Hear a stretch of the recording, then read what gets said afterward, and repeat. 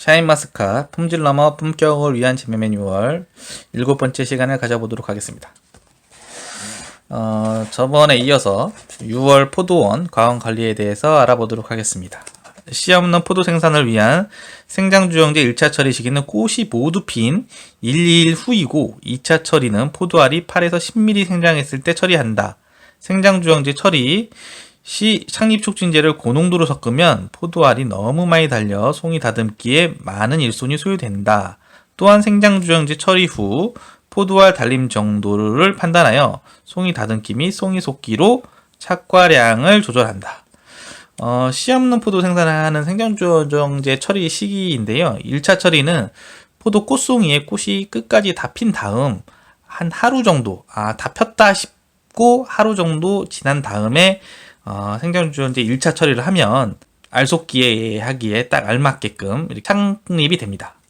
그리고 2차 처리는 포도알이 8에서 10mm, 8에서 10mm면은 1cm 좀 안 되는 크기죠. 1cm 좀 안 되는 크기로 컸을 때 2차 처리를 한다. 이런 내용입니다. 생장주정제 처리에 대해서 알아보도록 하겠습니다.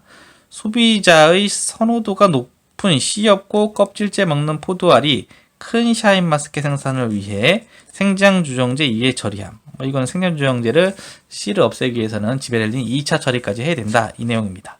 생장주정제 1차 처리 시기는 꽃이 모두 핀 1, 2일 후이고 2차 처리는 포도알이 횡경이 8에서 10mm, 만개 후 10에서 14일로 처리한다.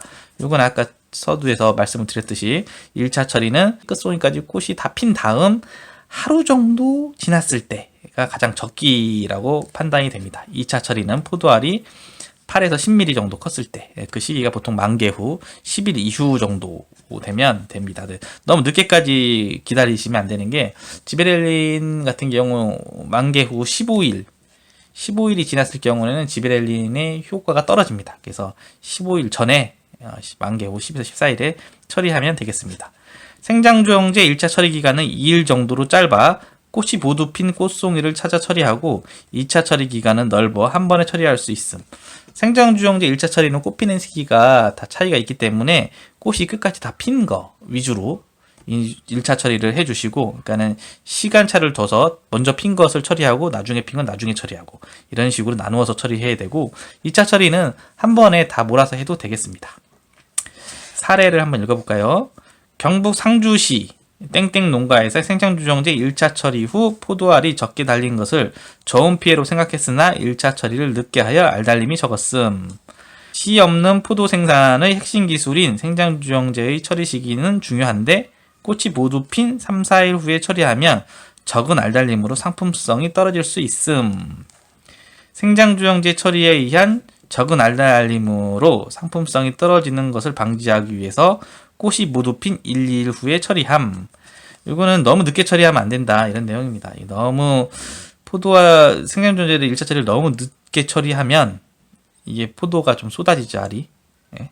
그래서 적정 시기 너무 늦게 하지 말고 꽃송이까지 다 폈을 때를 기준으로 해서 처리하면 되겠습니다. 시험 이 두 번째 내용은 꽃이 모두 핀 3, 4일 후 너무 늦게 처리하면 알달림이 적다. 이런 내용이고요. 생장주정제 처리 기한 적은 알달림 상품성이 떨어지는 것을 방지하기 위해서 이제 아까 서두에 다 말씀드렸죠. 꽃송이가 꽃이 다 피고 나서 고로 하루 정도 지난 다음, 꽃송이 다 끝까지 피고 난 다음에 처리해도 되고, 하루 좀 더 참았다 처리하면 또 이 알속기가 조금 좀 덜 해도 되는, 이렇게 할 수 있는 겁니다. 그래서 좀 이 처리를 너무 조급하게 하실 필요도 없고, 그렇다고 너무 늦게 하셔도 안 되고, 끝송이까지 꽃이 다 피는 것을 확인한 다음에 꼭 1차 처리를, 생장주정제 1차 처리를 하라. 이런 내용으로 받아들이면 되겠습니다. 생장주정제 처리 농도입니다. 생장주정제 처리는 지베렐린 25ppm, 티디아주론 또는 포클루르페놀은 2ppm이라고 했는데, 이게 뭐냐면 티디아주론은 더크리, 그리고 포클루르페놀은 풀매트를 말합니다. 지베렐린은 다 지베렐린이고요. 1차 처리 농도는 보통 지베렐린 25ppm이라 하면 2리터에 지베렐린 1개를 넣으면 25ppm이 되겠고요. 티디아주론 더크리 2ppm은 물 20리터에다가 더크리 한 봉을 집어넣으면 2ppm이 됩니다. 그리고 이 풀매트 같은 경우는 5리터에다가 풀매트 한 병을 집어넣으면 2ppm이 됩니다. 이렇게 해서 내가 더크리를 사용할 건지 풀매트를 사용할 건지 정해서 내가 더크리를 사용할 거다 생각을 했으면 물 20리터에 지베렐린을 10개를 섞고 그리고 더크리를 한 봉을 집어넣으면 지베렐린 25ppm에 더크리 2ppm이 되는 겁니다. 네, 뭐 이해하셨으리라 생각하고 넘어가겠습니다. 2차 처리 농도는 GA 25ppm 또는 지베렐린 25ppm에 더크리 또는 풀매트를 2ppm 이내로 처리한다. 설명드렸죠. 2차 처리는 아까 똑같은 양입니다. 물 20리터에다가 더크리 한 봉 그리고 지베렐린 10개를 섞어 주시면 아까 얘기했던 지베렐린 25ppm에 더크리 2ppm이 되는 겁니다. 더크리 2ppm. 아니면 이 풀매트를 2ppm 또는 2.5ppm으로 처리하셔도 되는데 2차 처리를 이렇게 하시려면 아까 얘기했듯이 물 4리터에 풀매트 한 병을 집어넣으면 2.5ppm, 물 5리터에 풀매트 한 병을 집어넣으면 2ppm 이렇게 되는 겁니다. 자, 포도알이 씨 없는 비율을 향상시키기 위해 스프렉토마이신 200ppm을 개화 7에서 10일 전 살포하거나 생장주정제 1차 처리 시 섞어서 사용한다. 스트랩토마이신을 아까 20리터에다가 20g을 집어넣으면 200ppm이 됩니다. 그러니까 10리터에 10g, 뭐 5리터에 5g. 그리고 한 차를 타겠다 그러면 500리터에 500g 한 봉을 섞어서 살포해 주셔도 됩니다. 근데 이거는 뭐 개인적으로 시간이 있으면 살포해 주시는 게 좋고요. 아니면 이게 좀 어려우시면 1차 처리 때 요때 약재를 섞어서 사용해 주시면 되겠습니다. 이 내용은 참고 자료를 하나 더 붙여 드릴게요.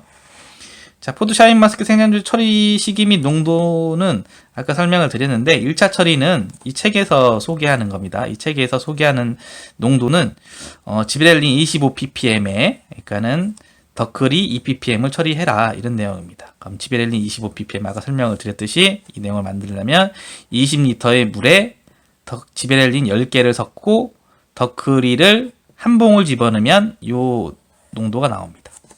2차 처리는 어떻게 할 거냐? 2차 처리는 아까 똑같이 지베렐린 25ppm은 변함이 없는데 여기에 풀매트를 쓸 거냐 더크리를 쓸 거냐에 따라 조금 차이가 있습니다. 근데 뭐 풀매트를 쓸 거면 물 4리터에 풀매트 한 병을 넣고 지베렐린을 2개를 넣어주시면 됩니다. 그러면 이렇게 되겠죠. 그리고 이 지베렐린보다 원래 비대를 목적으로 했을 때 더 영향을 미치는 게 요 더클이라든지 풀매트, 이 사이토카닌 활성제 이런 것들이 더 비대하는 데는 효과가 큽니다. 그래서 지베렐린 농도는 12.5ppm으로 하든 25ppm으로 하든 뭐 30ppm으로 하든 큰 차이가 없습니다.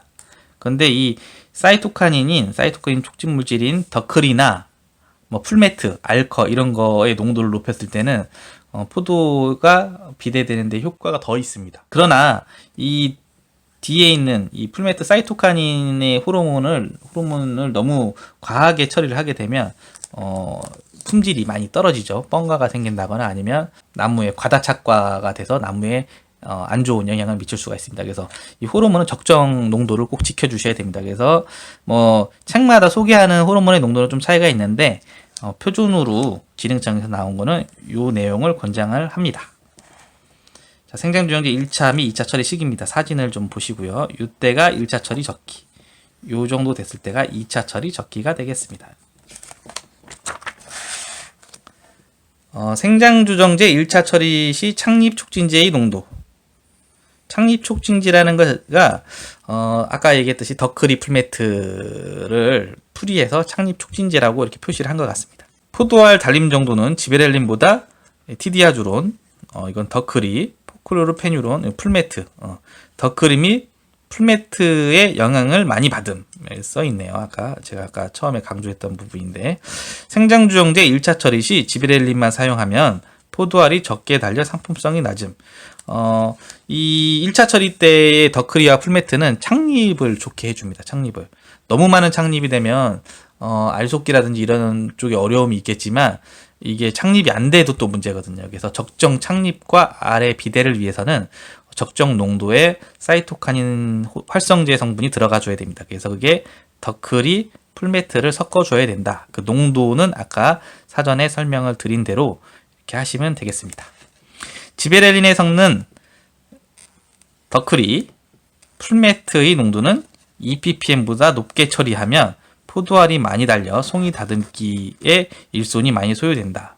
이거는 일단은 아까 얘기했듯이 이 사이토카닌 촉진물질, 활성물질이 착립을 촉진하기 때문에 너무 농도를 높게 하면 착립이 너무 많이 됩니다. 하지만 이것도 나무의 그 수세에 따라, 나무의 그 뿌리의 근양에 따라서 좀 차이가 있습니다. 그러니까 수령이 좀 충분히 되고 나무의 수세가 좀 강한 나무일 경우에 이런 풀매트 더크리를 사용할 농도를 너무 높여주면 착립이 너무 많이 돼서 문제가 되는데, 나무가 수세가 너무 약한 경우에는 나무 수세가 좀 뿌리가 좀 작은, 아니면 유년기의 나무 같은 경우는 너무 이 더크리라든지 풀매트의 농도를 너무 낮추게 되면 알 비대라든지 이런 쪽에 조금 문제가 생길 수 있습니다. 그래서 적정 농도를, 그러니까는 유목일 때는 이 더크리라든지 풀매트의 농도를 조금 더 높여주시고, 성목으로 가면 갈수록 이 더크리라든지 풀매트의 농도를 좀 낮춰주시고,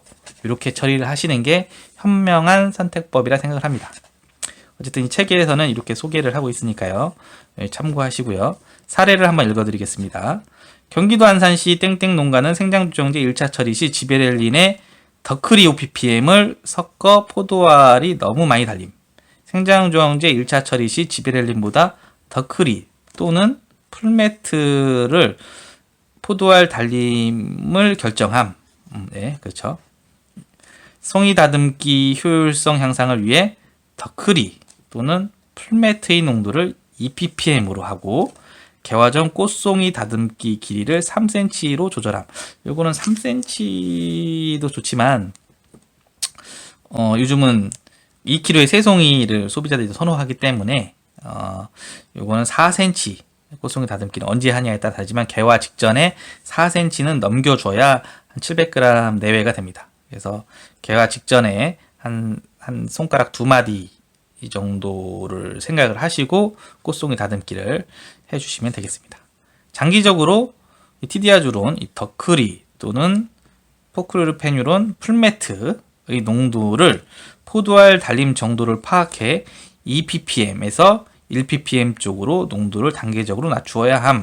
이건 장기적으로 봤을 때 포도가 이제 성목이 되고 수령이 오래되고 뿌리가 어느 정도 근량을 크게 차지했을 때, 세력이 어느 정도 확보가 됐을 때에는 이 사이토카닌 활성 물질을 점차 농도를 낮춰서 처리해 주셔도 된다. 이렇게 받아들이시면 되겠습니다.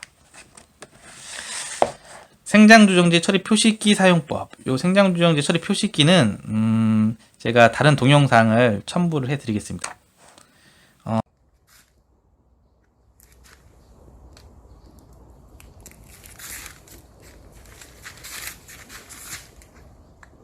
잘 나오지?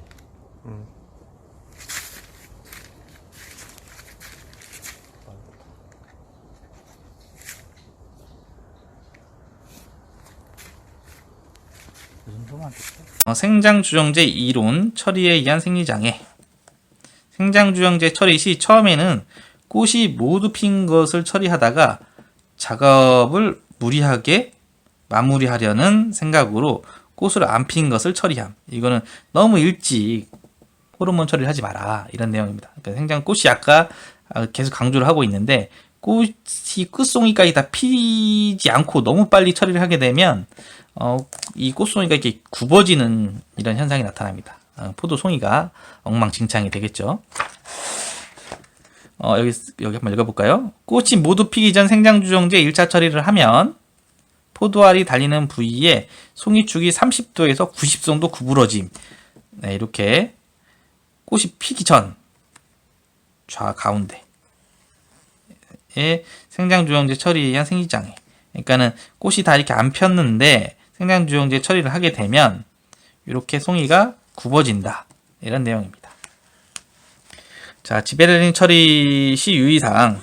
지베렐린은 pH 6.0 이상 되면 효과가 떨어지므로 지하수나 수돗물을 이용하고 용액을 제조한 후 장기간 두면 pH 상승함으로 주의해야 한다. 저희 적정 지베렐린 처리해서 지베렐린 제조를 하죠. 제조를 하게 되면 보통 물 같은 경우 지하수 중에서 가끔 pH가 높은 지하수가 있어요. 그런 지하수를 사용했을 경우에 약효가 떨어집니다. 그래서 적정 이 pH를 유지하기 위해서는 수돗물을 좀 사용하는 게, 아니면 지하수를 사용할 때도 자기의 지하수의 pH를 좀 확인한 다음에 사용을 하시면 되겠습니다. 그리고 이제 조제해 놓고 장기간 그냥 상온에다가 계속 오랫동안 보관을 하게 되면 pH가 이렇게 상승이 됩니다. pH가 상승을 하면 약효가 좀 떨어지죠. 그래서 너무 오랫동안 약을 타놓고 오랫동안 방치한 다음에 쓰지 않는 걸로.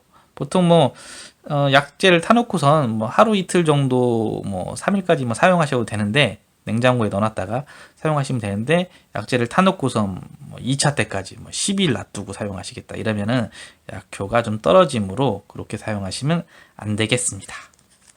지베렐린 처리 직후 알카리성 작물 보호제를 살포하면 약효가 떨어지므로 지베렐린을 처리할 때는 처리 5일 전부터 처리 이후 후까지 보로드액 등의 알카리성 작물 보호제를 살포하지 않는다.